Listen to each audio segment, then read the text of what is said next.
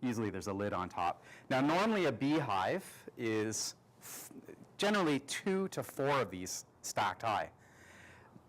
This is the modern hive body invented in around between 1850 and 1860 by Professor Langstroth.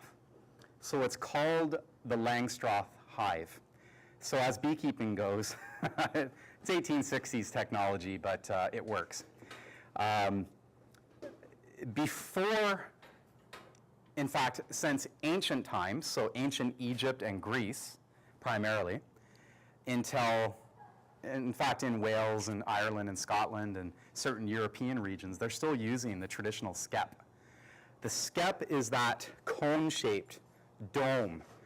In Greece and Egypt, it was generally made out of clay, but in the northern regions, Britannia and Scotland and Northern Europe, they often used wicker, different types of reeds and stuff like that, and they wove it.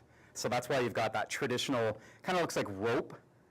And the idea would be, they would usually set them right into their house, usually on the south side, facing the sun. And so you would have a special kind of, almost like a half window, like a little cave-like opening built into the side of the house. You'd put your skep there, facing the south sun to keep them alive in the north in the wintertime, keep them warm, keep an eye on them. And it worked until about 1850, and then beekeeping in the North American colonies took off, and our winter started killing the bees. So Langstroth designed this, which is essentially pine, about an inch thick, right through. And it favors, when this was invented, I'm going to say when it was dreamed up, Langstroth claimed, he was a minister and a professor, he claims that he had a dream, and he sort of had a vision of this, the concept came to him.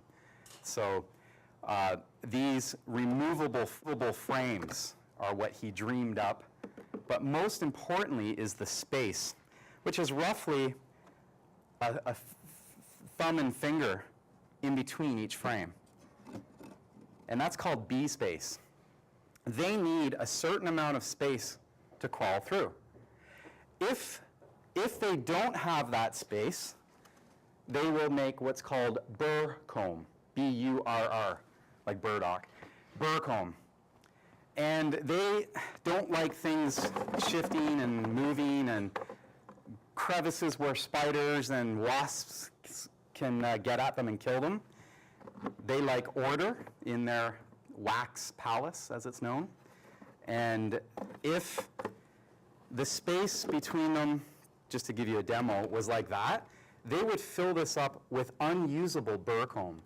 Burr comb is not the hexagon shape like what you see in here, that traditional six-sided